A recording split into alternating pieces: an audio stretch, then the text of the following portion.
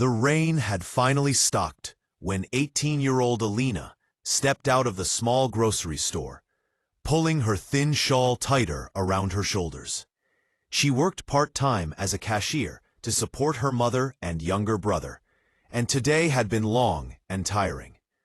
All she wanted was to reach home before the next wave of rain started. As she walked along the footpath, her foot brushed against something. She frowned and bent down. It was a sealed envelope, thick and heavy, with neat handwriting on the front. Confidential, to Mr. William Hart. Alina's eyes widened.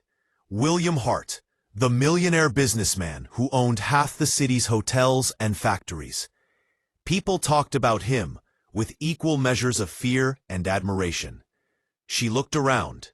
No one seemed to be searching for anything. The street was nearly empty.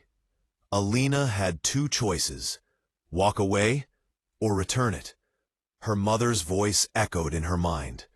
Beta, honesty costs nothing, but its reward is priceless. She took a deep breath and tucked the envelope safely into her bag. The mansion of a millionaire. It was almost dark by the time Alina reached the gates of the Hart mansion, more like a palace than a house. She hesitated. What if they didn't believe her? What if they thought she stole it? Still, she walked to the gate, where a guard eyed her suspiciously. I found this envelope on the road. It has Mr. Hart's name. I came to return it. The guard raised an eyebrow, unimpressed. A lost envelope?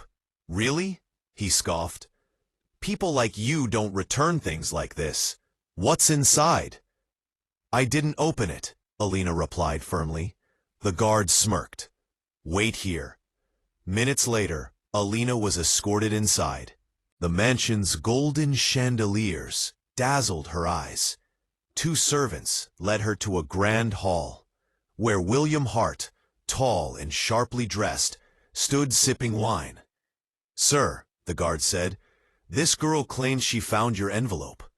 Mr. Hart turned, his expression instantly calculating. Oh, and why didn't you open it? He asked, amusement in his tone. Trying to act honest? Alina swallowed.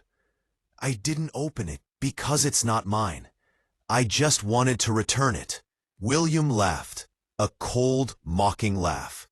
People don't return things like this, girl. Not unless they want a reward, or unless they already took something. He took the envelope from her hand. Let's see if anything is missing. He broke the seal and pulled out a stack of documents, legal papers, property agreements, and a check worth millions. He narrowed his eyes. Everything seems intact. Surprising. The guard whispered, Sir, she might have been too scared to take anything. William nodded arrogantly. Yes, people like her are often too afraid. Alina felt her cheeks burn, but she remained silent. Fine, William said dismissively.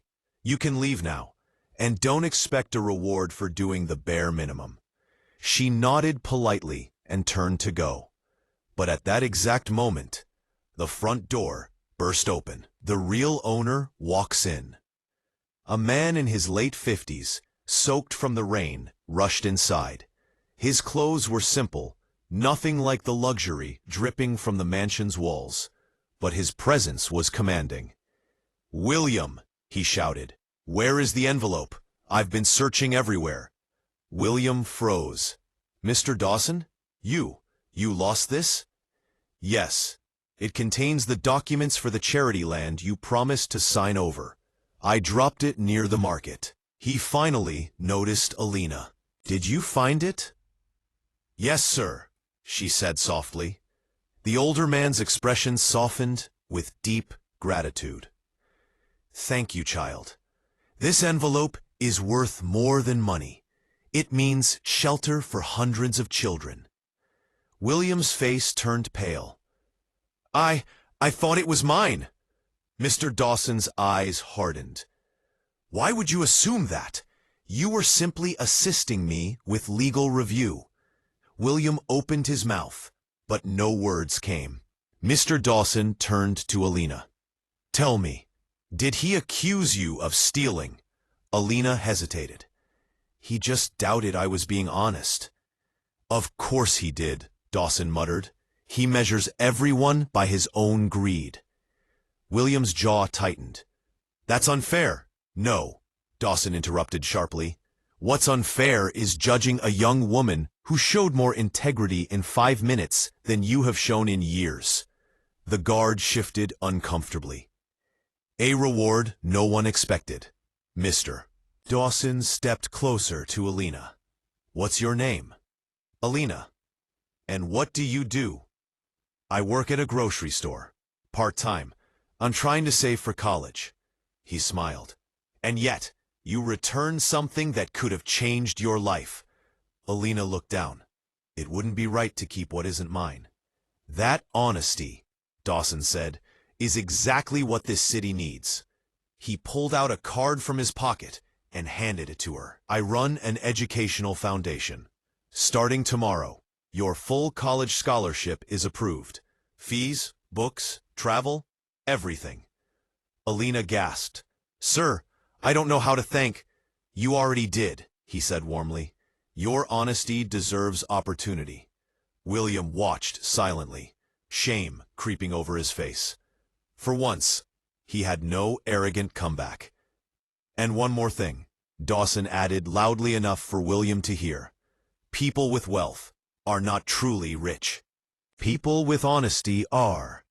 Alina smiled, a genuine, grateful smile, and left the mansion, her heart lighter than ever. A millionaire learns a lesson. After she left, Dawson turned to William. "Do you realize how foolish you looked, mocking someone for honesty?" William sighed. "Maybe I misjudged her." "You misjudge everyone," Dawson replied. "That's why you're surrounded by people you don't trust." William had no answer. Maybe, for the first time in his life, the millionaire realized money couldn't buy dignity or character.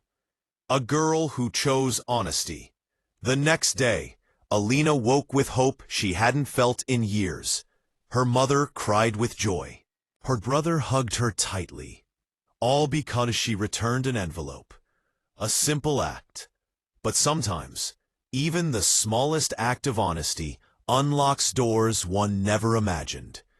And somewhere in the city, a humbled millionaire silently wondered, what would life be like if he had the courage to be like her?